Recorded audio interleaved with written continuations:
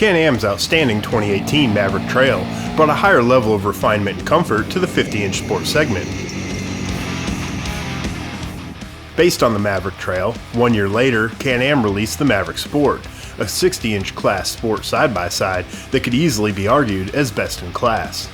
UTV On Demand's test of the 2020 Can-Am Maverick Sport 1000R was made possible by Maxima side-by-side engine oil, an ester-based full synthetic oil blended with a unique balance of surface-active, anti-wear, and extreme pressure additives to ensure smooth, trouble-free operation under extended periods of use. Lower operating temperatures increase horsepower and keep your engine running clean. With Maxima side-by-side synthetic oil, the only oil formulated specifically for your high-performance UTV. Hey, I'm Alan Knowles from CT Racing. I'm out here with UTV On Demand. I'm going to give you the rundown of this little Can-Am 1000 Sport. It's the R model. I've had the car, it's long-term test.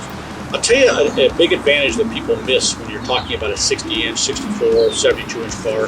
What I find is when I'm running the thing on the trails, especially tighter trails, just 4 inches between the 60 and the 64, I can go carry so much speed if the car's that little bit narrower. People don't think about that. They think about, oh, I need all this travel. No, I don't have to slow down so much to make sure I make it between two rocks or a pole and a tree or this and that. I can really keep my speed up where I have to really jam on the brakes, edge my way through there, and get back after it. A 60-inch car, there's a lot to be said for being able to just rip through stuff.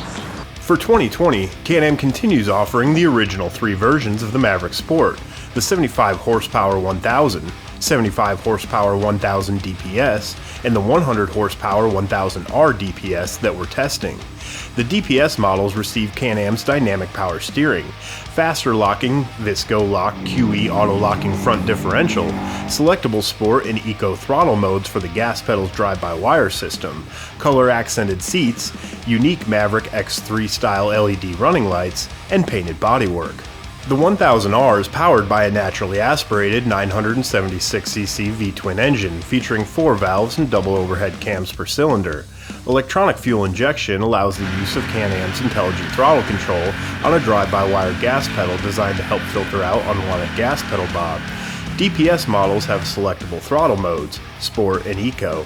Eco mode offers up to 90% of full throttle and is tuned to filter out abrupt throttle inputs from riding in rough terrain. Along with 25% more power at 100 horsepower, the 1000R engine adds 11 foot-pound increase in torque to 71 foot-pounds. The increase in power comes from the use of a different head, valves, pistons, revised intake, revised exhaust system, fuel mapping, and ECU calibration. Can-Am is claiming that a 0 to 60 mph times are 15% faster than its closest competitor, which must be the 100 horsepower RZR S 1000, although the Can-Am is claimed 150 pounds heavier with a dry weight of 1,405 pounds. The transmission is based on the heavier and more powerful Maverick X3. Can-Am's quick response system equipped CVT transmission features high and low ranges, plus neutral, reverse, and park. Air intakes for the engine and CVT are mounted high, outboard, with a second CVT intake on the 1000R for additional cooling. Its transmission also features different clutch hardware and calibration in addition to revised gearbox ratios. Electronic belt protection measures RPM, engine power, and vehicle speed in high range to determine if the belt is under too much load. It then sends a signal to the driver's display to change into low gear to protect the belt. Can-Am's electronic hill descent control provides engine braking. There are 2 drive modes, 2-wheel drive and 4-wheel drive, without an unlockable rear differential like the Maverick Trail has. In 4-wheel drive, the DPS models benefit from Can-Am's quick-engaging QE Visco Lock front differential, which locks in both front wheels when one starts slipping, then progressively unlocks the front differential once traction is restored. The engine delivers its power in a very fun manner, with its power characteristic, clutching, and fuel mapping dialed for sporty driving. The Sport can hold its own against some slightly more powerful machines on fast, smooth trails, easily cruising above 60 mph. Can-Am's Visco Lock QE front differential provided predictable grip whether cruising the trails or crawling through the rocks. Engine braking is well balanced, helping control momentum at lower speeds without being overpowering at higher speeds. Engine is a good solid engine. Twin cylinder is the way to go, and off-road car like this, and it's real peppy. You just get on the throttle and it's quick responding.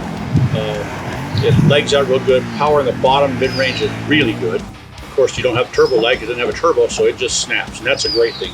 One thing that's important to me on a car is I steer with the throttle. I don't steer so much with the wheel, so I like to be able to drift it around and use the throttle to do it. And this car does that. It's got plenty of power to do that. Obviously, it doesn't have the legs on the big end like a turbo does, but you know, if you wanted a big car like that, you'd get one. So this thing is real snappy, real responsive, and I like it. And that's part of the programming, the mapping for the throttle, because it is fly-by-wire, so they can kind of give you a lot of power initially. It seems like in eco mode, it has a little less pedal bob when you're trying to climb through some rocks and you want to be technical with the throttle. And I can't tell a lot of difference. I don't use that mode much. I don't notice a big difference in power. I've been told that it doesn't open the throttle blade quite as far, so you're going to get better fuel economy. That's probably where the eco part of it comes in. That's really not usually a problem for me.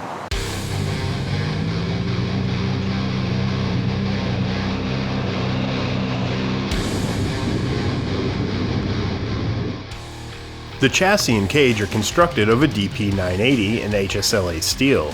A bumper protects the front end, with the underside of the frame protected end-to-end by plastic skid plates. The Sport's dual A-arm front and torsional trailing arm rear suspension adds 5 inches of width per side compared to the Maverick Trail, creating its 60-inch width. Retaining the Trail's 90.6-inch wheelbase, it's 11.6 inches longer than the RZR S 1000, and in the middle of the wheelbase range of the 64-inch class.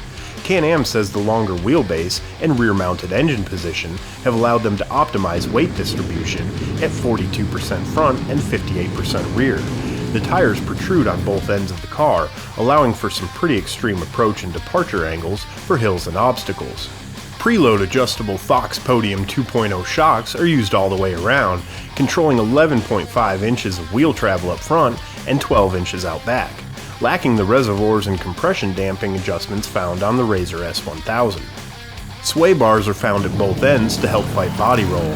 DPS models have Can-Am's dynamic power steering to lighten steering effort and reduce bump feedback. Mounted on cast aluminum wheels, 27 by 9 by 12 front and 27 by 11 by 12 rear Maxxis Bighorn 2.0 tires are lightweight and proven to perform well nearly everywhere. 12 inches of ground clearance for the Maverick Sport is within half an inch of the RZR S 1000. The Maverick Sport suspension delivers exactly the type of plush ride most side-by-side enthusiasts are looking for. Overall, we find its ride plusher than the RZR S 1000 and the trail-focused Honda Talon 1000X. 60 inches of width, a low center of gravity, dual sway bars, good suspension, tires, and more add up to a solid handling side-by-side that will inspire beginners and reward seasoned drivers. People, you know, with all the big cars out there and wanting to get macho and go, oh, I need, trailing arms and 48 inches of wheel travel and all that. Nah, you probably don't. If you drive trails, there's a lot of advantage to running an A-arm car. You're going to get a plusher ride. If that's important to you, or possibly your wife, if you like a plush ride, this is going to give it to you over the longer travel cars. It doesn't handle as good in the big stuff, but in the small choppy stuff, a trailing arm car does not handle as good as an A-arm car. A lot of it has to do, several reasons, but a lot of it has to do with just the mass. An A-arm car has less weight, it can react quicker, and it doesn't have a lot of adjustment. There's no compression rebound adjusters. Most people are never going to get around adjusting that anyway, so I like the way they have the suspension. It's really good for what it is. You get a plush ride. I'm not jumping off a bridge anyways. If you're wanting to pound whoops, wrong car. But for the trails, the suspension is really good. It handles good. It steers well. It's a very accurate steering car, very precise. The steering is very light. Maybe some people might say it's too light. It doesn't bother me. The wheelbase is longer than any of the other 60-inch cars in that segment of the market, which is a good thing. That makes it handle well at speed. The ground clearance is going to show up possibly over some bigger boulders and stuff if you're trying to climb a rock field.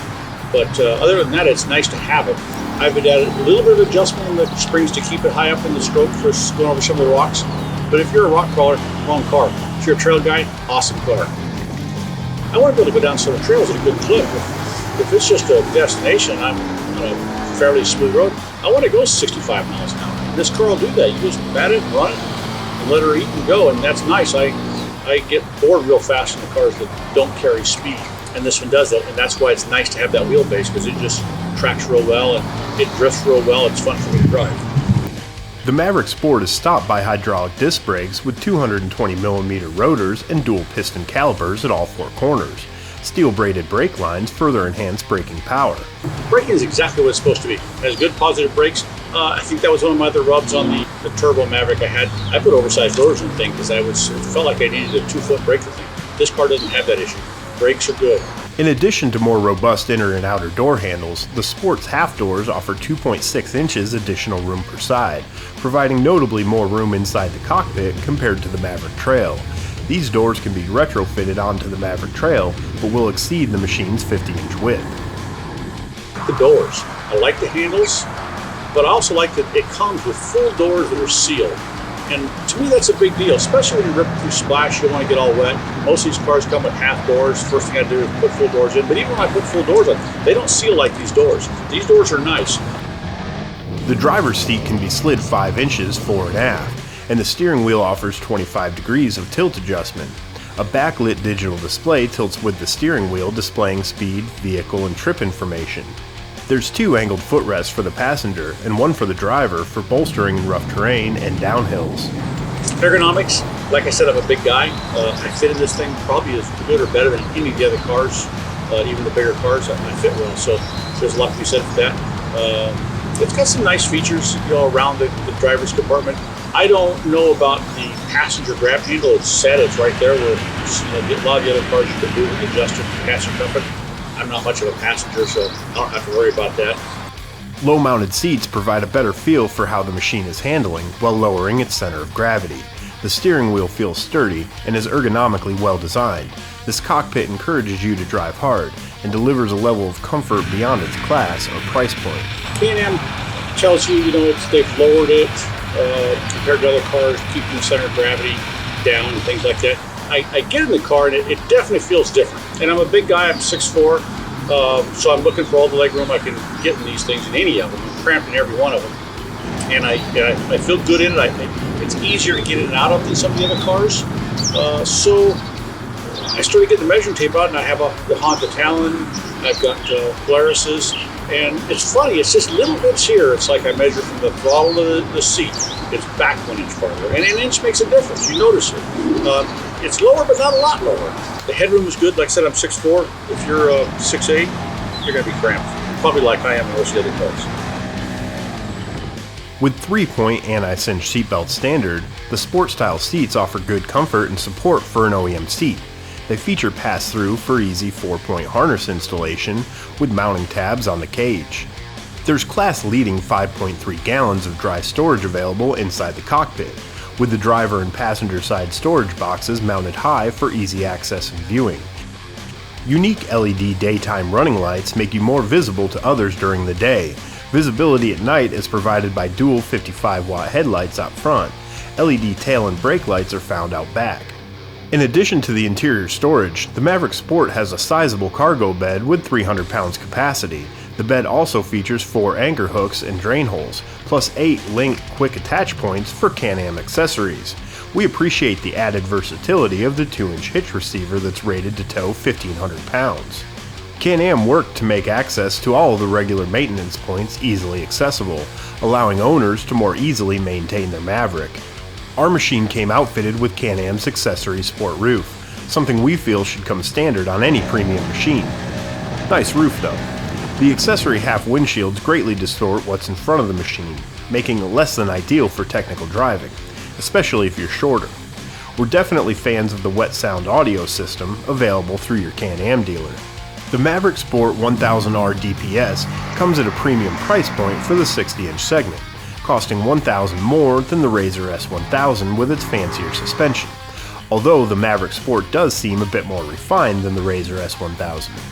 Compared to Honda's 64-inch wide Talon 1000X or the RZR S 1000, the Maverick Sport delivers a plusher ride and more spacious interior than either.